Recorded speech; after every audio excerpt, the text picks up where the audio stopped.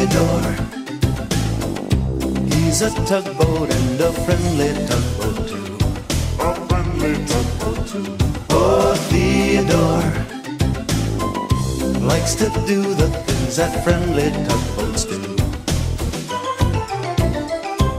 Pushing and a pulling in the great big harbor, in the great big world is so much fun. So many brand new things to discover. Waking with the sun, gotta get the job done. Oh, Theodore and Emily, Boduck, Hank and George, and the harbor master too.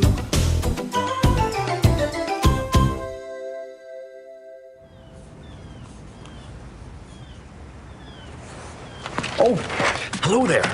I was just doing some very important work. Well, actually, I was thinking about my days at sea before I became harbor master here in the big harbor. Some of the great ships I sailed, some of the wonderful places I've seen. Oh, but this is my most favorite place of all right now. You know something?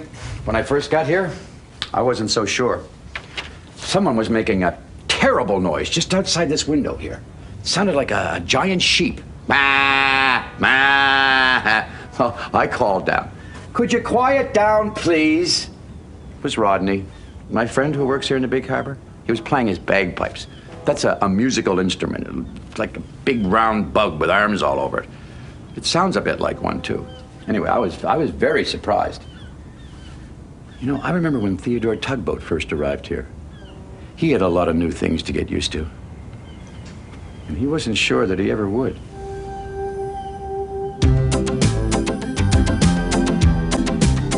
Theodore was a promising young tug from a small harbor up the coast when he first pooted into port, bright-eyed and bushy-bumpered. Everything was new and exciting to the little tug. The big harbor seemed so, well, big and noisy.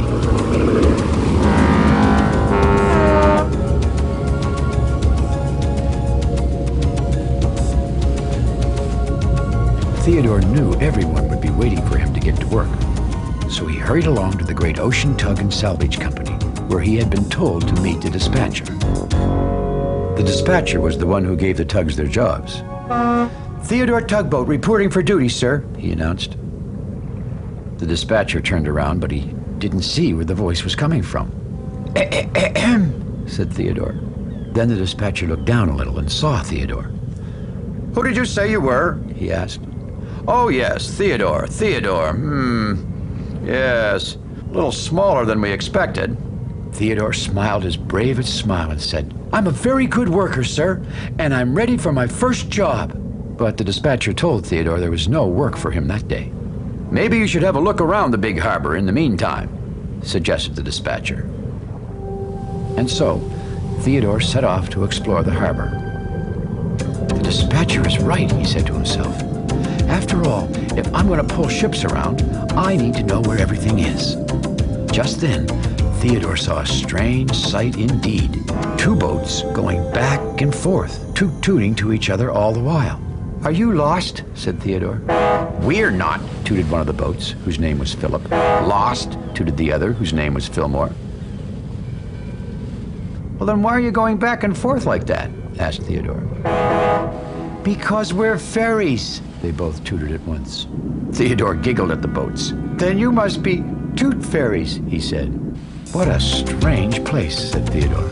"Boats who think they're ferries. Everyone knows ferries have wings." Then Theodore heard a very deep voice.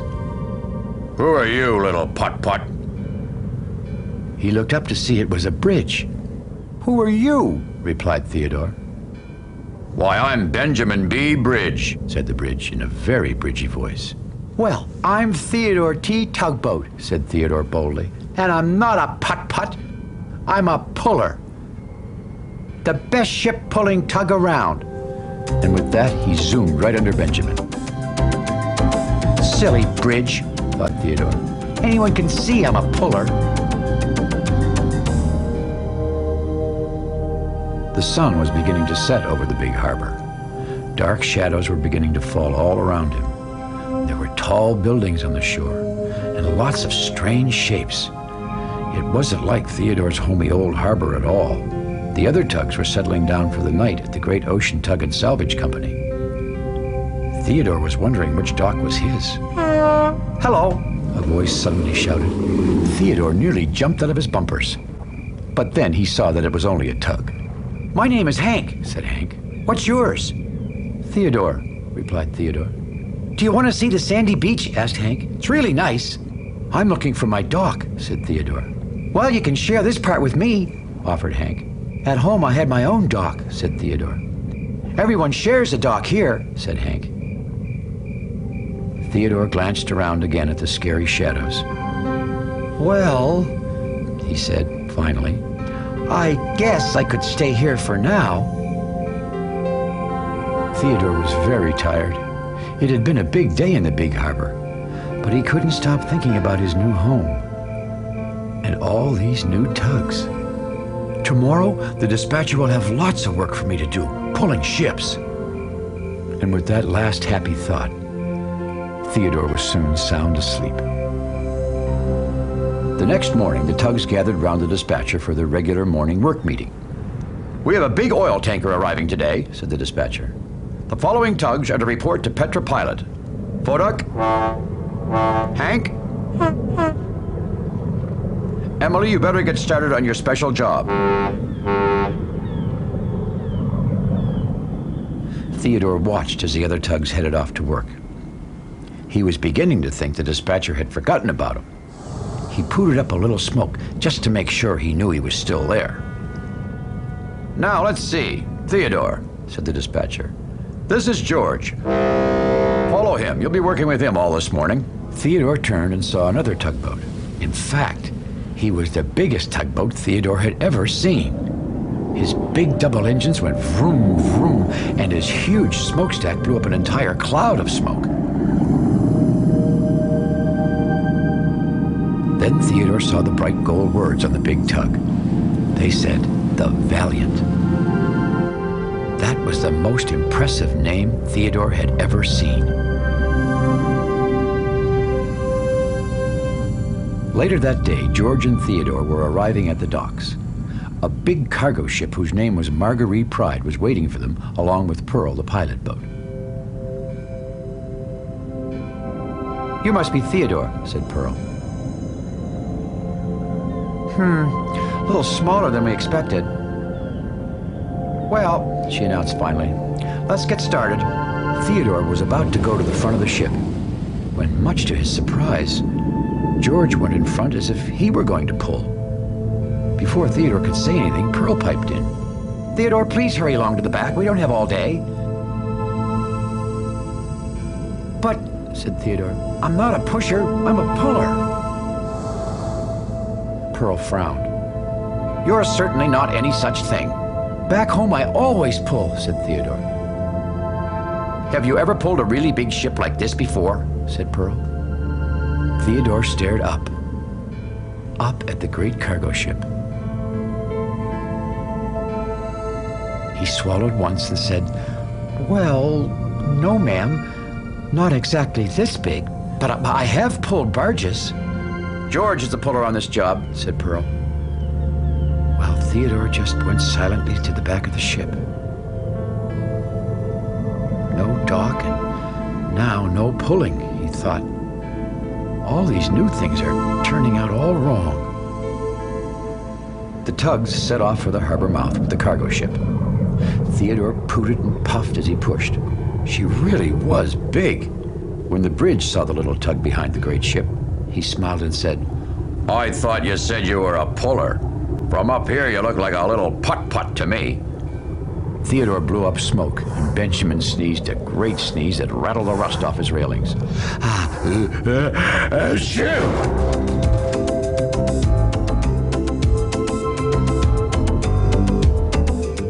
Finally, when they had brought the cargo ship to the harbor mouth, George turned back towards the big harbor.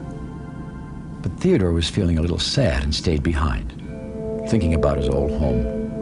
He missed it very much, and especially all his friends. Just then, Theodore saw Emily, and she was heading out to the open ocean. Maybe she wants to leave too, thought Theodore. And sure enough, Emily passed the last marker buoy at the entrance to the harbor. She was going to the ocean. A tugboat can't go on the ocean, thought Theodore. She'll get lost or caught in a big storm. He began to whistle, "Stop! Stop!" But Emily thought Theodore was saying goodbye, so she whistled right back to him. Suddenly, Theodore knew what he had to do. He roared his engine and raced as fast as he could after Emily. "What are you doing?" shouted Emily. "There's work to do," replied Theodore. "You can't leave the harbor." "I have to leave the harbor," called Emily. "I want to." But Theodore pulled Emily as hard as he could, and he pulled her all the way back to the great ocean dock. Well, the dispatcher was very surprised to see Emily. "What are you doing here?" he said. "She was going out on the ocean," said Theodore, "but I saved her." George began to laugh. He laughed and laughed so hard his rails rattled and his cap shook down over his eyes. "What's so funny?" asked Theodore. "Emily is going out on the ocean," said George. "That's because she's a V-tug." "A V-tug?" said Theodore.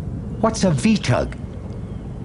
The dispatcher explained that tugs who had their V words, like Emily the Vigorous and George the Valiant, could go out on the ocean. In fact, Emily was going all the way to Spain to bring back a new barge from the shipyards there.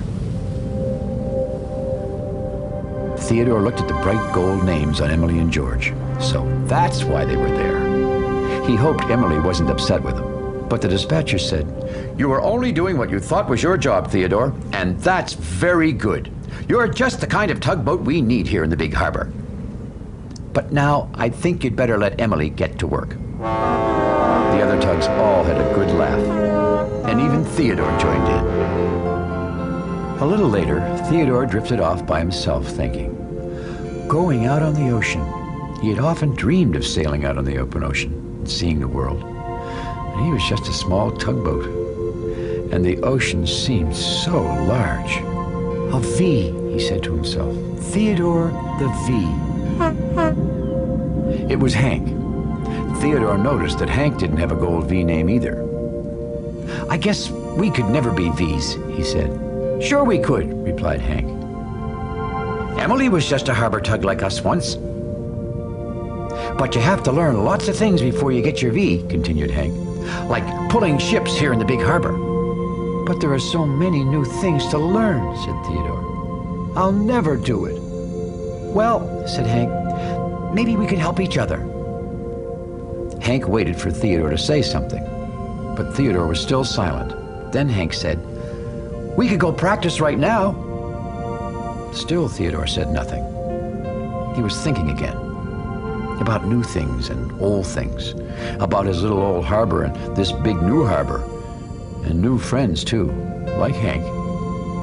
"No," he said finally. And then he said, "There's lots of time to practice later. But now I'd really like to go look at that sandy beach with you." Well, Hank smiled his sunniest smile. "It's right over there," he shouted. "Just follow me." And with that, he led the way with a merry toot-toot. And somehow, on that day, the big harbor seemed just a little bit, well, not so big to Theodore, and a little more like home.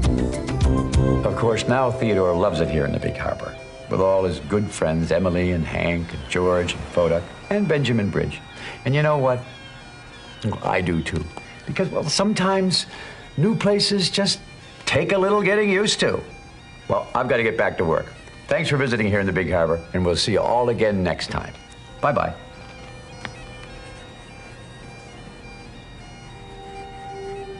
Theodore, he's a tugboat and a friendly tugboat too. A friendly tugboat too. Oh, Theodore likes to do the things that friendly tugboats do. Pushing and a pulling in the great big harbor, in the great big world is so much fun. So many brand new things to discover. Waking with the sun, gotta get the job done. Oh, Theodore and Emily, Foda, Hank and George and the harbor master too.